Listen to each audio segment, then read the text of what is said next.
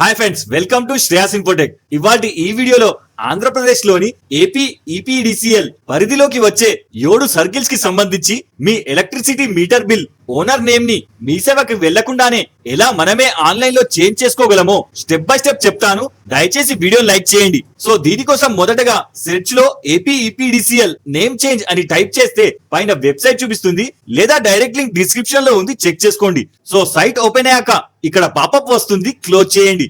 తర్వాత మెయిన్ విండోలో third option customers అని ఉంటుంది, సెలెక్ట్ చేస్తే కింద లిస్ట్ వస్తుంది. ఇందులోంచి third option LT customer request అని ఉంటుంది, సెలెక్ట్ చేస్తే పక్కన న్యూ లిస్ట్ చూపిస్తుంది. ఇందులోంచి సెకండ్ ఆప్షన్ నేమ్ చేంజ్ ని సెలెక్ట్ చేయండి. ఇప్పుడు ఈ విండోలో పైన ఫస్ట్ కాలమ్ లో మీ కరెంట్ బిల్ రిసిప్ట్ పై 16 అంకెల సర్వీస్ నంబర్ ఉంటుంది, అది ఇక్కడ యాజ్ ఇట్ ఈస్ గా ఎంటర్ చేయండి. తర్వాత ఇక్కడ క్యాప్చా ఎంటర్ చేసి పక్కన సబ్మిట్ చేయండి. ఇప్పుడు ఇందులో లెఫ్ట్ సైడ్ ఓల్డ్ ఓనర్ కి సంబంధించి డీటెయిల్స్ వస్తాయి. వెరిఫై చేసుకొని పక్కన చేంజ్డ్ కస్టమర్ సర్నేమ్ అంటే ఎవరి పేరుపై మీటర్ ని మారుస్తున్నామో వారి సర్నేమ్ అంటే ఇంటి పేరుని ఎంటర్ చేసి కింద నేమ్ ని ఎంటర్ చేయండి. తర్వాత కింద గార్డియన్ నేమ్ అంటే father are husband name enter చేసి కింద రిలేషన్షిప్ లో 5 రకాల ఆప్షన్స్ ఉంటాయి, సెలెక్ట్ చేయండి. ఒకవేళ ఎలాంటి రిలేషన్ లేకుంటే అదర్స్ ని సెలెక్ట్ చేయండి. తర్వాత కింద new owner present mobile number and కింద ఆల్టర్నేట్ మొబైల్ నంబర్ ఎంటర్ చేయండి. తర్వాత లెఫ్ట్ లో రీజన్ ఫర్ చేంజ్ అంటే మీటర్ మీ పేరుపై ఎందుకు చేంజ్ చేయాలనుకుంటున్నారో మీకు తోచిన రీజన్ రాయండి. తర్వాత కింద new owner ID proof Aadhaar ని సెలెక్ట్ చేస్తే పక్కన నంబర్ అడుగుతుంది. 12 అంకెల ఆధార్ నంబర్ ని ఎంటర్ చేసి కింద నెక్స్ట్ సెలెక్ట్ చేస్తే ఆధార్ నంబర్ వెరిఫై చేసుకొని నంబర్ కరెక్ట్ గా ఉంటే వ్యాలిడ్ ఆధార్ నంబర్ అని వస్తుంది, నెక్స్ట్ చేయండి. ఇప్పుడు next stage estimation details open అవుతుంది. ఇందులో మీటర్ కేటగిరీని బట్టి డొమెస్టిక్ అయితే అప్లికేషన్ ఫీజ్ 50 రూపాయలు అండ్ సెక్యూరిటీ డిపాజిట్ 170 రూపీస్ కలిపి టోటల్ పే చేయాల్సిన అమౌంట్ 220 రూపీస్ చూపిస్తుంది, ప్రొసీడ్ చేయండి. ఇప్పుడు next stage address for communication లో new owner complete name enter చేయండి. తర్వాత కింద కంప్లీట్ అడ్రస్, హౌస్ నంబర్, కింద మండల్ అండ్ కింద పిన్ కోడ్ అండ్ పక్కన నియర్ బై ల్యాండ్ మార్క్, దాని పక్కన విలేజ్ నేమ్ అండ్ చివరిగా మరొకసారి న్యూ ఓనర్ మొబైల్ నంబర్ ని ఎంటర్ చేసి కింద నెక్స్ట్ చేయండి. ఇప్పుడు నెక్స్ట్ స్టేజ్ డాక్యుమెంట్ లిస్ట్ లో new owner application proof documents ని అప్లోడ్ చేయాలి. ఇందులో ఫస్ట్ ఫోటో ఐడి ప్రూఫ్, ఇందులో ఇది వరకు సెలెక్ట్ చేసుకున్న ఆధార్ ని జేపీజీలో బిలో 500 KB లోపు అప్లోడ్ చేయాలి.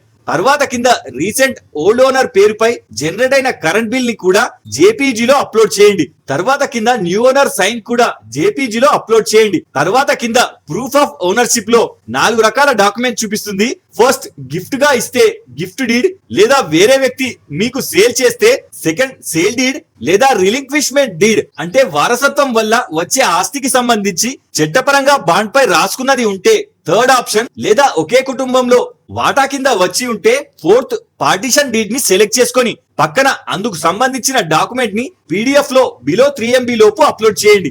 తర్వాత కింద ట్రాన్స్ఫర్ అప్లికేషన్ ఫామ్ లేదా ఇండెమ్నిటీ బాండ్, ఇందులో transfer application form plain paper పై ఈ ఫార్మేట్ ని ప్రింట్ తీసుకొని పైన అప్లికేషన్ లో చూపించిన ఓల్డ్ ఓనర్ డీటెయిల్స్ అండ్ కింది భాగంలో న్యూ ఓనర్ డీటెయిల్స్ అప్లికేషన్ లో ఎంటర్ చేసిన విధంగా మీకు వచ్చిన లాంగ్వేజ్ లో ఫిల్ చేసి new and old owner sign చేయండి. లేదా ఇండెమ్నిటీ బాండ్, ఇందులో కూడా సేమ్ పైన ఓల్డ్ ఓనర్ డీటెయిల్స్ కింద న్యూ ఓనర్ డీటెయిల్స్ ని కంప్లీట్ గా ఫిల్ చేసి 100 రూపీస్ బాండ్ పేపర్, ఇది మీకు నియరెస్ట్ బుక్ షాప్ లేదా జిల్లా రిజిస్టర్ ఆఫీస్ లో దొరుకుతుంది, దానిపై ప్రింట్ తీపించుకొని రెండింటిలో ఏదో ఒకటి పీడిఎఫ్ లో బిలో 3 MB లోపు అప్లోడ్ చేయండి. ఈ డాక్యుమెంట్స్ మీకు అప్లికేషన్ మెయిన్ విండో లేదా డైరెక్ట్ లింక్ డిస్క్రిప్షన్ లో ఉంచాను, డౌన్లోడ్ చేసుకోండి. తర్వాత చివరిగా ప్రాపర్టీ ట్యాక్స్ ఆస్తి పన్నుకు సంబంధించి కట్టిన లేటెస్ట్ రిసిప్ట్ ని పీడిఎఫ్ లో బిలో 3 MB లోపు అప్లోడ్ చేయండి. తర్వాత చివరిగా ఒకసారి అప్లికేషన్ ని వెరిఫై చేసుకొని కింద టర్మ్స్ అండ్ కండిషన్ ని సెలెక్ట్ చేసుకొని సబ్మిట్ చేయండి. ఇప్పుడు ఫైనల్ స్టేజ్ పేమెంట్ డీటెయిల్స్ లో పే చేయాల్సిన అమౌంట్ చూపిస్తుంది, పే ని సెలెక్ట్ చేయండి. ఇప్పుడు ఇందులో పేమెంట్ గేట్వే ని బట్టి చార్జెస్ చూపిస్తుంది, కంటిన్యూ సెలెక్ట్ చేయండి. తర్వాత ఇందులో కార్డ్ లేదా యూపీఐ ని సెలెక్ట్ చేస్తే క్యూఆర్ చూపిస్తుంది, షో క్యూఆర్ ని సెలెక్ట్ చేసి అమౌంట్ పే చేయండి. వన్స్ అమౌంట్ డిడక్ట్ అవ్వగానే స్క్రీన్ రీడైరెక్ట్ అయి అప్లికేషన్ రిసిప్ట్ జనరేట్ అయి చూపిస్తుంది, డౌన్లోడ్ చేసి పెట్టుకోండి. వన్స్ మీ అప్లికేషన్ వెరిఫై అవ్వగానే ఇందుకు సంబంధించిన అధికారి లొకేషన్ కి వచ్చి వెరిఫై చేసుకున్న వెంటనే న్యూ ఓనర్ నేమ్ పై మీటర్ చేంజ్ అయిపోతుంది. సో మన నెక్స్ట్ వీడియోలో కేటగిరీ ఎలా చేంజ్ చేయాలో చెప్తాను. ఈ వీడియోలో మీకు ఏమైనా డౌట్ ఉంటే నాకు కింద కామెంట్ చేయండి. ఇలాంటి మరిన్ని అప్డేట్స్ కోసం వీడియోని లైక్ చేసి ఛానల్ సబ్స్క్రైబ్ చేసుకోగలరు. జై హింద్.